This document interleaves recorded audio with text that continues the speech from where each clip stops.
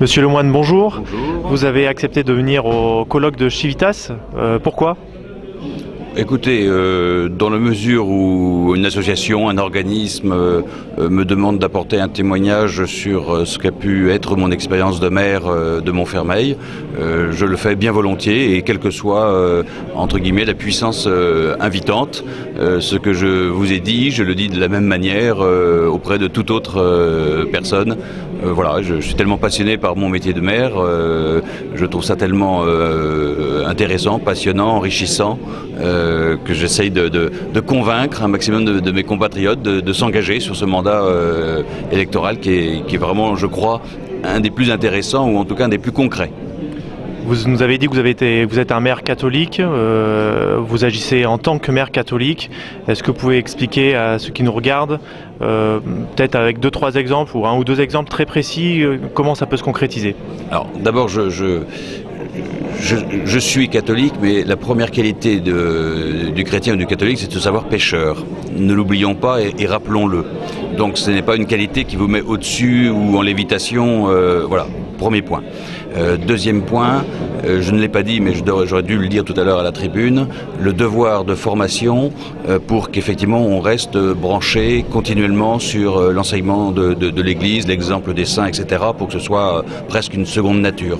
Et à partir de là, effectivement, dans la multiplicité des domaines d'intervention d'un maire, des décisions quotidiennes qu'il a à prendre, eh bien qu'elles soient toutes le plus éclairées possible par ces considérations-là. Et j'ai essayé de prendre tout à l'heure quelques exemples tout bêtes où à chaque fois, dans chacune des décisions ou actions ou domaines d'intervention, eh bien on peut mettre une petite semence, je dirais, d'évangile, voilà, ou de bon sens, ou de compréhension, ou d'humanité, mais éclairée par l'évangile et par le message de l'Église. Voilà. Vous êtes sur le terrain tous les jours puisque vous êtes maire. Comment vous ressentez la société française aujourd'hui, moralement, sociologiquement? Comment vous l'apercevez? Alors, je peux vous faire 2 heures de constat. Mais je préfère résumer ça par le mot qu'on prête à Saint-Augustin, me semble-t-il. Ne dites pas « les temps sont mauvais », c'est vous qui faites les temps.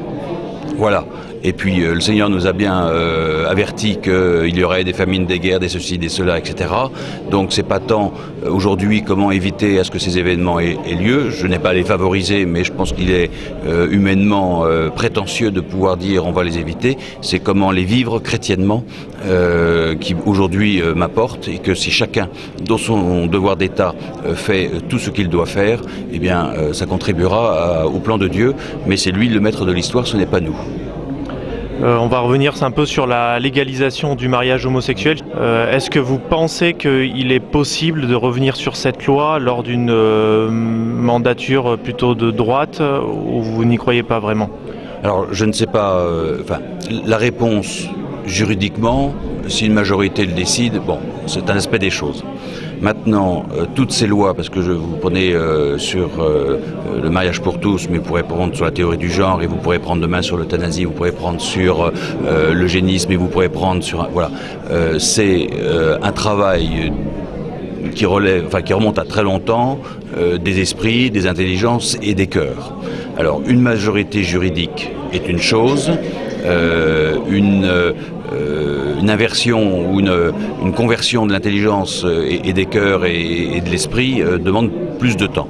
Je pense que ce qui est plus durable et plus souhaitable pour notre société, c'est qu'effectivement, face à ces questions, il y a de vraies interrogations, que à nouveau les chrétiens, l'Église puissent reprendre une parole forte, un enseignement fondamental. Et après, les choses pourront se traiter juridiquement, mais le plaquage juridique par une majorité de circonstances sur une opinion, voilà. Alors, je ne dis pas que c'est pas à faire, mais ne nous satisfaisons pas d'une solution qui pourrait paraître rapide, mais qui n'emporterait rien sur le fond. Attention à ça.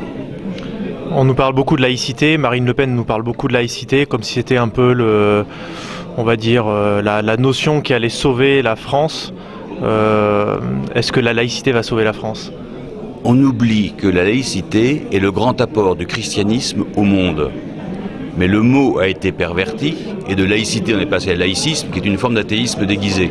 Bon, mais la laïcité, la distinction, mais qui ne veut pas dire la séparation, des deux ordres, c'est le grand apport du christianisme. Donc le mot laïcité n'est pas un gros mot, encore moins pour un chrétien, puisque c'est le grand apport du christianisme au monde. Donc à nous effectivement de le faire vivre dans sa vérité et non pas de la manière travestie dont il est. Et alors on parle beaucoup de laïcité, comme séparation de l'Église et de l'État. C'est bien la laïcité. Voilà, mais c'est le mot qui est usité, mais par contre la laïcité avec la franc-maçonnerie, on en est où? Je l'ignore et voilà. Moi je reste sur ce que le christianisme a apporté en matière de laïcité. Après qu'il y ait d'autres courants d'influence, de pensée, etc., c'est un autre débat. Ce que je voulais dire, c'est simplement au niveau, on a l'impression que même pour le mariage pour tous, pour l'avortement, tout ça c'est travaillé beaucoup dans les loges. Et les politiciens aujourd'hui s'en cachent de moins en moins. Est-ce que c'est possible on va dire, d'enfermer les loges dans un cercle privé? Est-ce qu'on arrivera à sortir un peu les loges de l'espace public? Écoutez, dans ma vie professionnelle politique, je côtoie beaucoup de francs-maçons. Je peux leur reprocher d'être dans l'erreur. Je ne peux pas leur reprocher de travailler. Donc travaillons, et pour la vérité. Donc je dirais, on ne détruit que ce que l'on remplace. Merci beaucoup.